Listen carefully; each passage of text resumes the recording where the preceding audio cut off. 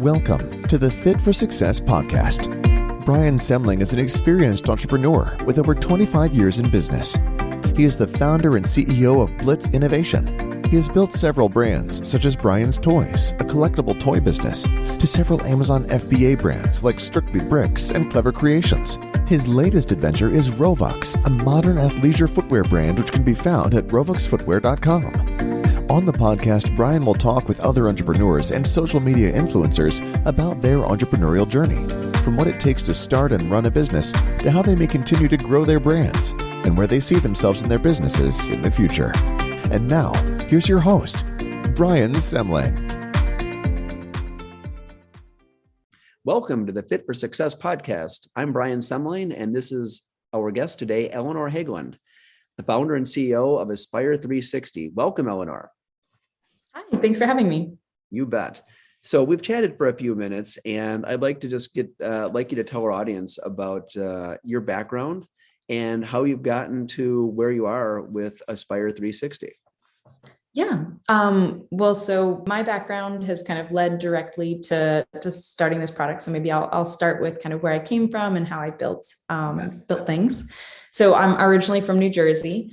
I went to school at Carnegie Mellon, where I fell in love with kind of the idea of solving problems through startups and innovation. I really enjoyed my time there. Everyone there had a project and was really innovative. So I started building things and trying to sell them at that point. Throughout my career, I've fundraised for startups. I've connected startups with like funders, et cetera. And then through my work, I was connected with my now co-founder at Angler, and we decided that the fundraising process was still really difficult. It doesn't matter kind of how many times you fundraise. And we set out to make it better from the startup perspective and the investor perspective. And that was how we built Aspire 360, which we've actually now rebranded as Allianse, to connect startups and investors in the early stages to really help get them off the ground and innovating in the right directions. What were some of the challenges that you faced along the way? Yeah, I mean, I would say that in a way, we're a little bit of a meta startup. So we faced similar challenges to your standard startup, right? Like we've been around for 2 years. About a year ago, we launched our first kind of low-tech MVP, but we were initially more focused on the coaching, the mentoring aspects of the startup's journey. And what we realized is that while the startups that were participating in that mentoring and that coaching were really excited, they weren't able to really focus on kind of getting to integrate those into their business until they were sure that they had some path to funding, some way of supporting their company and some way of getting to market. And so what we did was we were like, okay, let's flip it then. Let's see if we can kind of get them connected or thinking about fundraising, and along the way, find ways to mentor them and coach them and get them kind of building their business in the right way. And so that was one of the initial challenges of building this business is, where do you start? Do you start with support and learning and then move on to fundraising? Or do you kind of do both in parallel in a way that feels like you're making progress and learning at the same time? So it sounds like you started with the idea with the coaching and the mentoring, and not necessarily as much the fundraising, and then realized that maybe you needed both basically, or maybe even needed to prioritize the fundraising, and that was maybe more of a clear and present need that these clients had basically. For sure. Yeah, I feel like there's a little bit of there's also a little bit of humility that you kind of have to bring to the table. If you are going to get mentoring or coaching, you kind of have to say, I don't know everything. Yeah. And that's really, really hard, especially in the early stages where most entrepreneurs, people look at them and they're like, you have to be sure of everything that you're doing so that we will give you money and that we will follow you. And so there's a little bit of that duality where you're kind of like, I have to know everything, but I know I don't know everything. And so just getting them to relax and understand that nobody knows everything and it's okay to kind of look for help is definitely part of what we've kind of put together. Yeah, and it sounds like you did a classic pivot of, all right, you get started with a startup business yourself. Yeah. And you jump in and you have these ideas of the way things is going to go, and it rarely probably works out the way that you or any of us really envisioned from the beginning. So you started realizing, all right, who's your audience? How are you connecting with them? And how can you add value and quickly, right? Because you kind of have to be quick especially when you're starting. So you yourself have pivoted and moving in that direction. And you're in a position certainly right now that you can relate very easily with your clients, I suppose, who are also startups, and you've obviously been involved with other startups as well. So that's gives you some good insights and credibility in that space, I think. So what does the future look like for Allianse over the next year or two? How do you think it's going to play out anyways? How do you want it to play out? Yeah, I mean, I think that the way that we see Allianse growing is through through supporting the communities.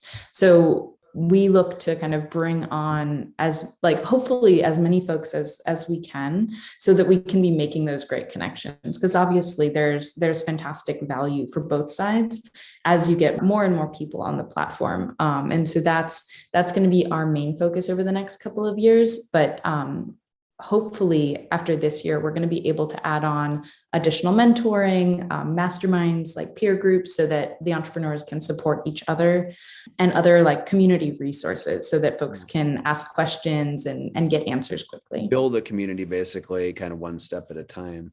Exactly. Are there competitors out there that are doing what you're doing? And if so, what is going to set you apart? Yeah, so there are always competitors, and certainly we are no exception. It depends on how you look at the market, though. So there's kind of the accelerators, incubators, and you could say like they're doing similar things. Like they bring you in, they teach you things, and then they connect you to investors. We don't think that we're competitive with them in really any way. Their goal is to get people to a place where they can fundraise. And our goal is to take them from that place where they've graduated perhaps from that accelerator, and then start connecting them with the right people. Yep. But there are companies that are trying to just directly connect startups and investors, but most of them do it through like static lists. So if you think of a pitch book or a Crunchbase, you're creating a platform, it sounds like, correct? Yeah, exactly. So they're kind of connecting through the like static data, and we're trying to connect people to people, because everyone's preferences are different, and the startup investor relationship is like a marriage. It's like the co-founder relationship. And so we want that to be a really good fit, so that they know that they can kind of progress and rely on each other as they're building the company. So aside from pivoting, what are maybe some mistakes? What are some mistakes that you've made along the way?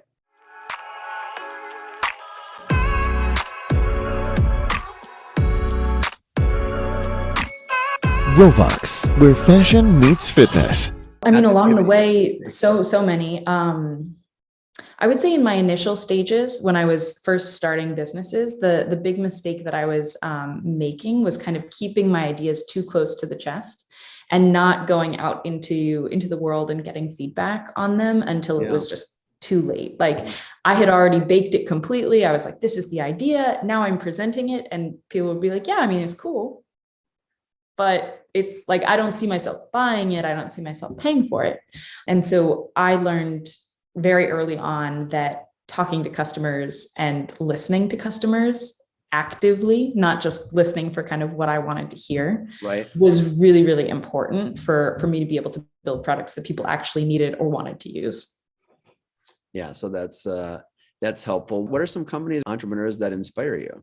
I am a very, like pretty much my whole life, I've never been like a person who's like, celebrities, like they inspire me, or most of the time I don't even kind of know many of their names. I would say that a couple of the entrepreneurs that have inspired me have been some of my like closest mentors.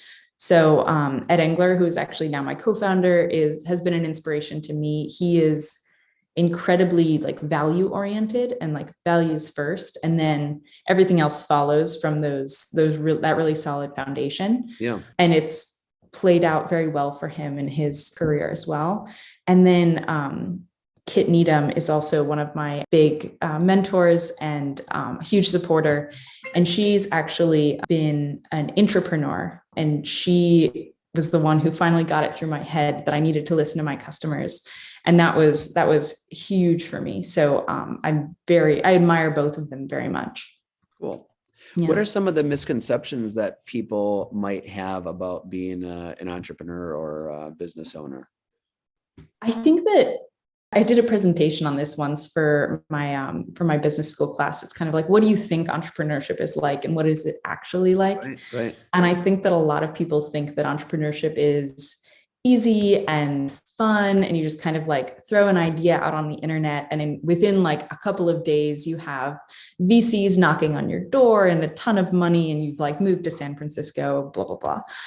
And I would say that for the majority of entrepreneurs, that might be true for like a couple of folks, but for the majority of entrepreneurs, it's a slog. Like, you are constantly throwing something up on the wall and being like, maybe this, and then having it being like thrown back at you, but like something stuck. And so you've learned something. And so like every day you're learning just a little bit more, and you're able to improve, but it's not as glamorous. I remember when I was starting one of my first companies, I feel like everyone was always like, you're in a co-working space and it's white and beautiful and it's in a WeWork or something. And I was taking calls in like stairwells, hoping that no one would like open the door and like start talking in the stairwell, because I was doing business calls with investors like in the hallway on the floor. And so like that kind of a thing is much more, I think, the typical entrepreneur experience. Yeah. Interesting. So it's not necessarily glamorous and fun without stress and problems. Basically, it's the 4-hour work week is difficult to implement, particularly when getting started, right? So you're trying to find your way. How do you incorporate a healthy lifestyle and fitness into your life? So I'm really like dedicated or committed to my calendar. So I take a lot of like a little bit of time every week to kind of plan out what I'm going to do for that week. And that's both work and then also like social and fitness. And so I'm a big believer in time blocking. And so if I block time, I will make sure that I do it. And so because I'm intentional about blocking time for health and fitness and cooking at home and making sure that I'm calling people and talking to people that are important to me and helping folks, that's kind of my way of being intentional about creating that in my life. That sounds like a really wise idea, to just make sure that you don't overlook things, maybe including business, but also perhaps outside of business, that allow you to be healthy and so forth. So it's easy to just kind of keep going. Like when you're working, you're just kind of like, this is interesting. I'm learning, I'm changing things. And so it's easy to forget. That kind of leads to my next question. And it's a partial answer, I think, but in what ways do you find it hard to balance owning a business and having a personal life? And obviously this time blocking is a way to help manage that, I think, but go ahead. Well, yeah, I mean, I think that's the challenge of entrepreneurship, right? I think that when you have kind of a 9-to-5, it's easier to kind of put just like barriers in place where you're like, you're paying me for this amount of time or to complete this project. When that's done, I kind of can go home and relax in some ways. And I think when you're an entrepreneur, it's your baby. And if you're not paying attention to it, no one is, because it's yours and you're the one who really cares about it. And so you kind of get those highs, but you also get those like really, really like deep lows, because you're along for the whole ride. And so you want to put in all those extra hours to make sure that you make the lows not so low, and you get to those really high peaks. And I think that is what makes it challenging to kind of say, okay, I'm done for the night. It's important that I talk to my family, that I make dinner, that I go for a walk, that kind of a thing, because you don't know whether another hour today might save you like another 10 hours tomorrow. Right. Well, that's good thoughts. And it is a tough balance. Like there isn't a specific right answer to that one. It's like, it's an ongoing challenge to manage. So we've had a good discussion today, and I just kind of want to give you a chance to, is there anything that I haven't asked today that you wished I would have asked?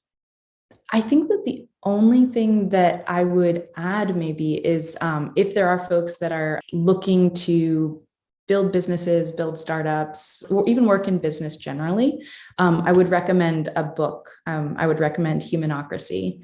It's a really interesting read. It really kind of interesting alternative way of looking at management. So if anyone's looking for some good reading, that's the one I would recommend. Humanocracy.